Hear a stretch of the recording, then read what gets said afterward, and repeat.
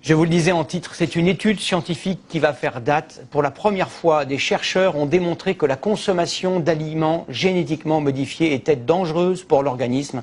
Certes, l'expérience a été menée sur des rats, mais cela prouve que les dangers des OGM ont sans doute été sous-estimés. Regardez l'enquête de Servan Adron et Axel Cariou.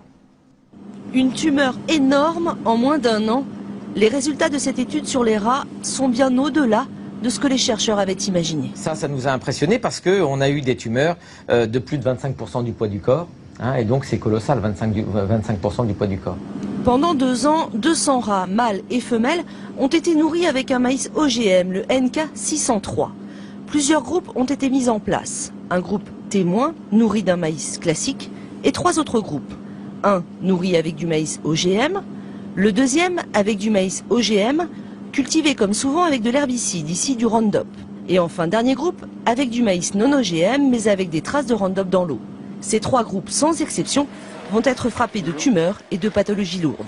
93% des tumeurs sont mammaires chez les femelles, qui se développent surtout au cours de la 2e année de vie des rats. Vous savez qu'un rat vit 2 ans, donc la 2e année, c'est, disons, à partir de 35-40 ans pour un humain. Et ensuite, on observe des pathologies hépatiques et rénales qui les empêchent d'avoir une vie normale. Des maladies qui apparaissent très vite. Les tests réglementaires sont sur 3 mois. Et les vraiment gros troubles de pathologie, en particulier les morts de rats par tumeur, arrivent au 4e mois. Ça veut dire que les tests réglementaires de 3 mois sont inefficaces pour marquer l'impact sur la santé d'un traitement OGM ou d'une alimentation OGM au long cours dans la vie.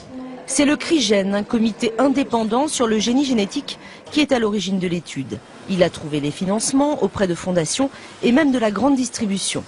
Sa présidente d'honneur, Corinne Lepage, ancienne ministre, se bat depuis plusieurs années pour une grande remise en question des OGM. Il ne s'agit pas de la culture, il s'agit de la consommation, de ce que nous mangeons par le biais de la viande, du lait, des plats cuisinés dans lesquels il y a des ingrédients OGM. Et le temps est venu de faire ce que nous demandons depuis des années, c'est-à-dire des vraies études d'impact sur la santé humaine. Cette étude, menée dans le plus grand secret, a surpris. En premier lieu, la multinationale Monsanto, qui produit ce maïs et le Roundup, elle n'a pas souhaité nous répondre. Les professionnels français des semences ne cachent pas, eux, leurs doutes. On est extrêmement surpris des résultats parce qu'on n'a jamais connu de résultats de ce type, donc on souhaite en savoir plus. Stéphane Le Foll, le ministre de l'Agriculture, a saisi cet après-midi l'Agence nationale de sécurité sanitaire. Il demande que soient revus tous les protocoles d'homologation en France, mais aussi en Europe.